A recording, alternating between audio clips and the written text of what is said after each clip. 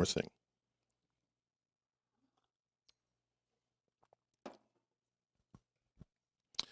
I want you to imagine for a moment that your job was to do a workshop. And the workshop was basically, the title of the workshop is What Shapes Us? Okay. So I think most of us in this room, we start thinking, because we're the kind of people who think about that. We think about who and what am I, why am I here, how am I here, what does my life mean, what direction have I gone, what have been my challenges, those kinds of things. We are people who believe in transformation. We're people who believe in personal evolution and growth. And so this idea of what shapes us is, for us, is kind of a universal question. And so if we imagine for a moment, okay, I'm going to be doing this workshop, and it's like, what shapes us? If you think for a moment about, okay, there's at least a couple things here, a couple themes I got to hit within this workshop. There's got to be a title. There's got to be something. There's some of those things I need to start hitting that are kind of universal questions in terms of, what shapes us and what produces who and what we are. And so if you think about that just for a moment, I would say that in my experience, two of the things, and this would be in one single theme, is the old thing of, is it nature or is it nurture, right? In terms of what shapes us. Any kind of work you do, any kind of, if you're in social work, if you're in counseling, if you're in this philosophy, it's like nature or nurture. And so nature is obviously, we have the ologies in that, right? Nature is the biology. It's the DNA. It's where we come from. I got my father's nose. I got my mother's ears.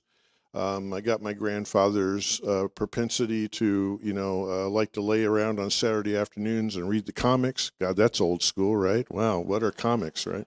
Okay.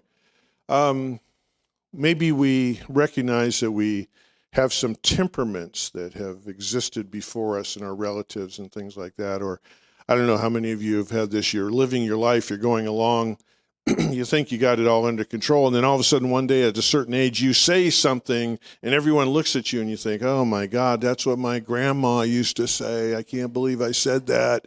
Like, what's up with you? And I was just possessed by grandma. Her DNA was kicking in, right? And then we have the nurture part of it, and the ology, and the nurture part of it is the psychology. In other words, what has the environment been like? What has our experience been like?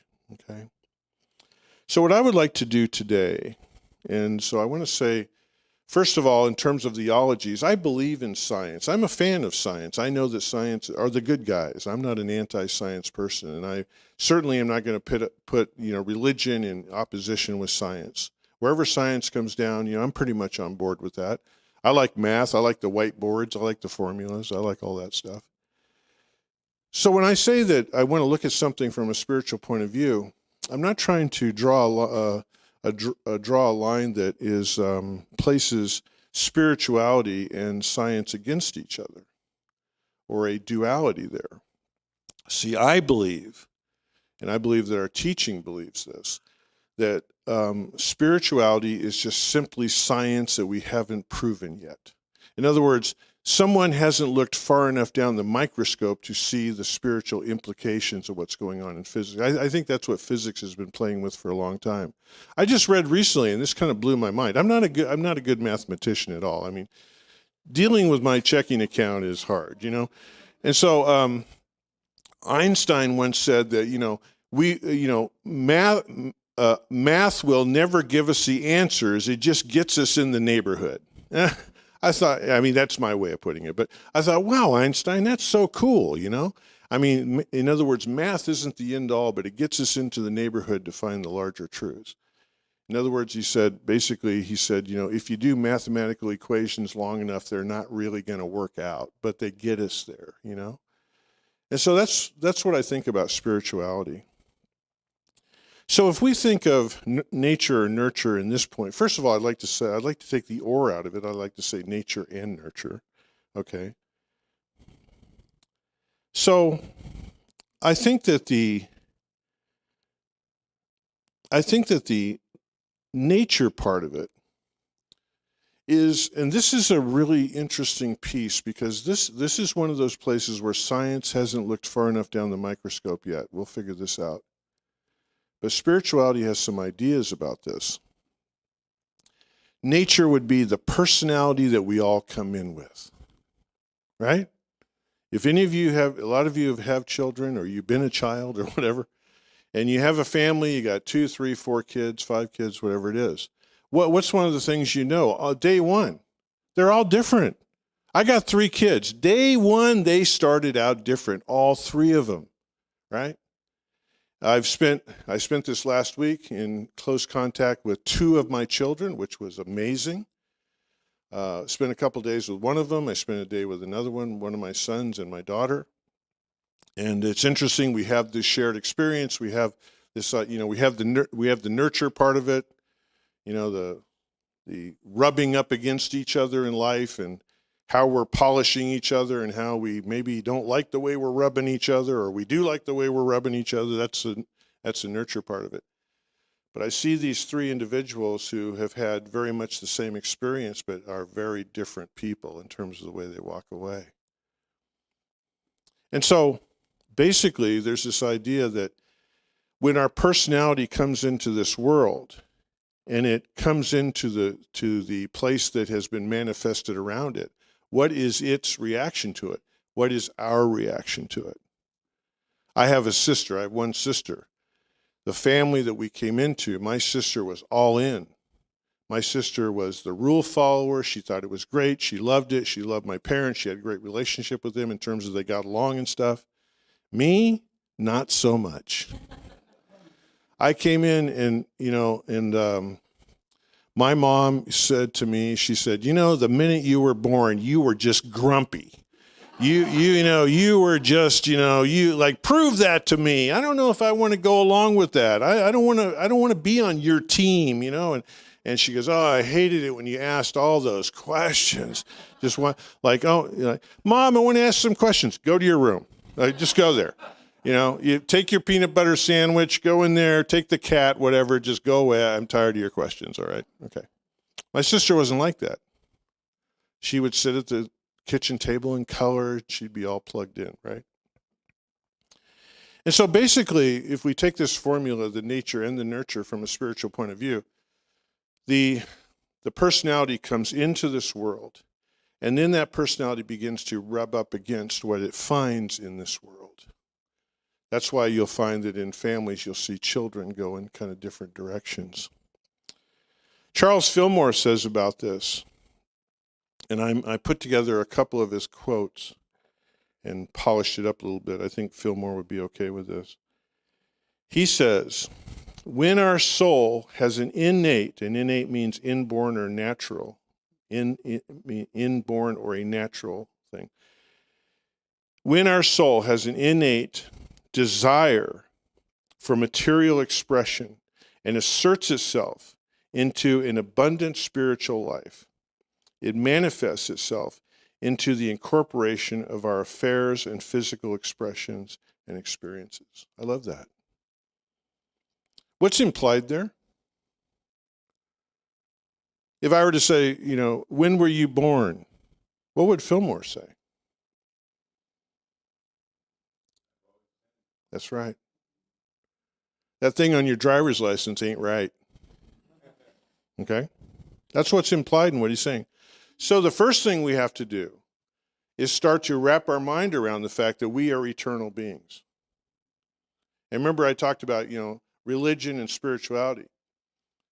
The idea of eternality exists in all religions. It's just dialed into us. Okay? Then he says, this takes place through bringing all the forces of mind and body to the support of our Christ ideal. And this is what I filled in. Our Buddha nature, our highest self. So we come here as eternal beings with this personality to rub up against life. Imagine one of those tumblers where people are polishing rocks, right? That's the way it was in my family. It was like, get into the polisher, start turning the rocks, right? And we start getting polished up and polished up and polished up. Now, if we were to stop the tumbler, I think they're called that, and open the door and say, how is it for you rocks in there? It ain't so good, dude. Yeah, but you're starting to shine. You're starting to become beautiful. Let's do it some more, shall we? And so that's the idea in terms of the nature and nurture. But what's really amazing is, no matter where we seem to find ourselves, Fillmore, in all of his optimism, he said, this is to support our Christ ideal. In other words, there is something in each and every one of us, a special shine, a special glow that we bring forward, and we bring it forward through all the tumbling that we do. Now, I understand that if you're in the middle of some tumbling that's incredibly challenging, Maui, Paradise, Ukraine, whatever it is, I don't want to make light of that. But if we think of the idea, if we put it all together in terms of being eternal beings who go through this process in order to do what? Have you ever thought of God as being kind of a wiki God? You know what I'm saying? I mean, sometimes we say, God is all there is. God knows everything. God is whole, complete, and divine. God knows exactly. God knows everything, just sitting around up there and knows what's going to happen. Maybe that's not necessarily true. Maybe the direction lies in how each and every one of us shines ourselves up and we contribute to the larger picture. Wow, that's pretty amazing. You guys read about Mick Fleetwood right now, Fleetwood Mac? Lived in Maui, been there, I guess, for 30, 40 years, had this restaurant, this performing space. I don't know if some of you may have gone there. You know, he had blues bands come through. Mick Fleetwood, you know, he's more of a blues music. I mean, his passion is blues, actually, more than rock and roll. And, you know, he's been obviously impacted greatly by what happened. And I saw him interviewed the other day. And his thing is, you know, because they said there's been a lot lost in culture and the community. I guess that community in that one town in particular was really amazing. And he said, this is my home, and we are going to come back, and it's going to be more beautiful than ever. And they talk about what has been lost culturally, and he said this gives us a chance to honor ourselves culturally in a new and expanded way. Man, that's religious science. You know what I'm saying?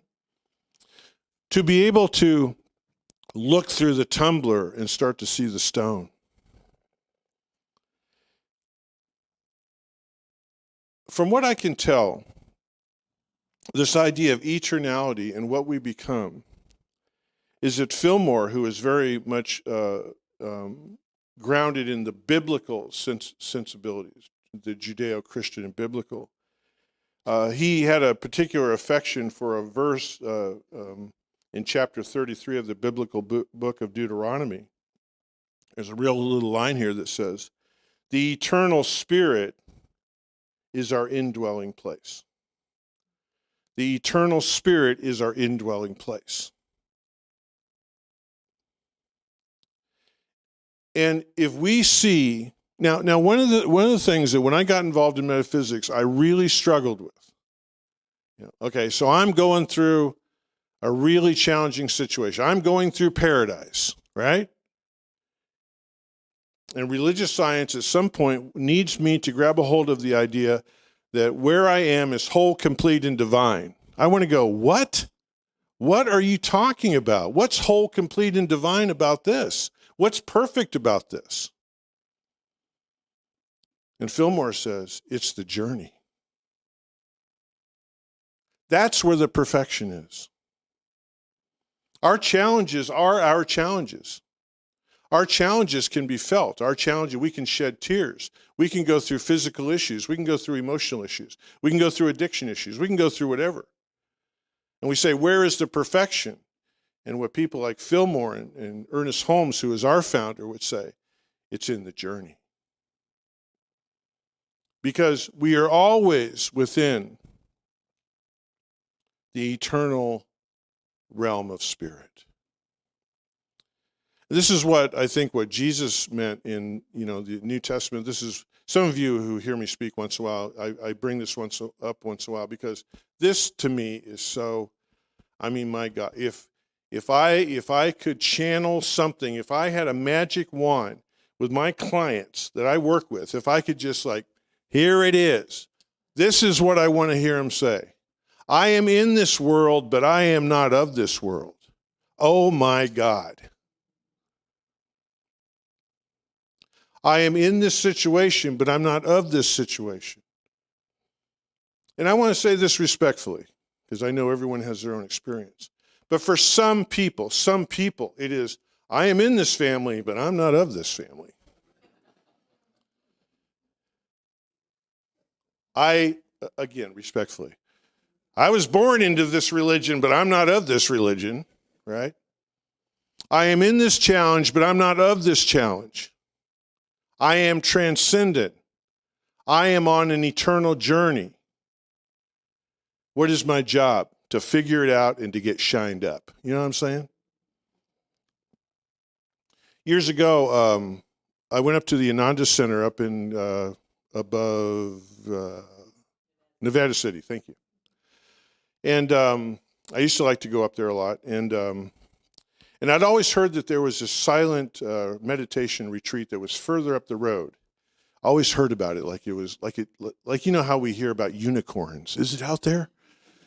And so one day, because that appealed to me to go, can you believe someone like me? I want to go somewhere and be quiet. Can you even imagine that? You know what I'm saying? I mean, apparently from the person I live with, I also speak in my sleep too, And I have a conclusion and I have a couple readings and a couple quotes in there, right? Okay.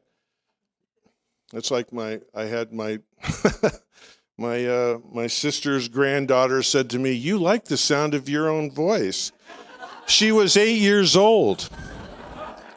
Jesus said, "Suffer the little children, come unto me." He's like, whoa, little children can be rough, you know what I'm saying? But she was right, because I was way into mansplaining that day, and that's what she was trying to say. Anyway, I don't know what. Okay, so I was at Ananda, that's just above Nevada City, and I was asking them, I've heard about this retreat. You can go there and be quiet and stuff. So they sent me up the road, and it was way up in the sticks. Oh, it's a beautiful area. A lot of madrone trees, a lot of manzanita besides the pines. Went up in there, and I found it. And there were these little cabins in there and a place to eat, and you can go in there for a day of silence, a week of silence, a month of silence, whatever. And I got to talking to, so there was a woman who was giving me a tour, and she works there. She works in Ananda, it's her life. And she had her training, and Ananda has its own, move your way up and stuff. And so I was walking around, and so she's giving me the tour quietly, okay? And so we were kind of asking each other our backgrounds. And she said, she started with me. She goes, what's your deal? What are you? And I said, well, I'm with Sinners for Spiritual Living. And she goes, what is that? I don't know what that is. I said, you ever heard of religious science? She goes, oh, my God. She goes, I was in religious science for years. She was somewhere from the Midwest. And she goes, oh, I was way into unity and religious science. I took classes in both of them. She took practitioner classes for years. She was in religious science and unity and stuff. And I said, what brought you to Ananda? And she said, well, she goes, I think religious science and unity are great, but she said, I had this anxiety issue that was off the charts. And she goes, I worked on it, prayed, consciousness, all this work. And she said, and then in one of the centers she was in, there was some Ananda work that was presented. And Ananda is very meditation-oriented, very love-oriented, very calming, you think of Yogananda, just that presence. And so she started out with a workshop that was given in her center. Then she decided to educate herself. And she said, I finally found what I was looking for within the meditative practices of Ananda. So she moved over to that, right? I love that her own personal evolution. So she says, well, what's your story? Okay. So I said, well, I was raised fundamentalist Christianity and born again, all that kind of stuff. And it wasn't really a good fit for me. And, and I told her, I got into details as to why that was. And so I eventually found my way to religious science. Listen to that. And I'll bet you every one of you in this room has stories around that type of thing. What brings you to this room, what has brought you to this teaching and these ideas. Polishing the rock, understanding that we are traveling this journey, understanding that the journey is whole, complete, and divine and perfect. So what I want to leave you with today is this idea. And I kind of wrote this out in terms of, say, a mantra type thing or like an affirmation. I'm not asking you to repeat it, but what I came up with is this idea of, I am from an eternal place of authentic Christ consciousness and higher ideal, ever growing that consciousness. Okay? And what this implies, I don't know if you'd agree with this, is that we can say a Christ consciousness, so we say, oh, that's perfect, that's great. Ever growing that consciousness to bring it further and further into our lives. I'm going to say this really quick because I'm over. I'm sorry about this. I've had a number of conversations with people that say, well, Andy, as I have gotten older, things have become more challenging.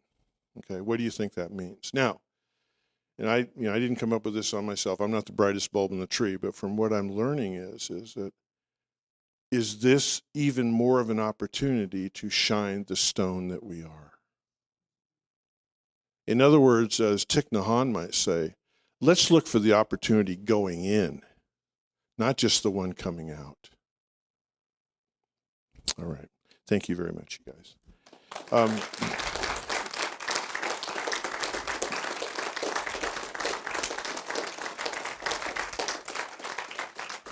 Thank you. You guys are really generous. So once again, it is ready to have Jalen Morgan rock our world, and to, as Johan said, oh my God, she touches the heart.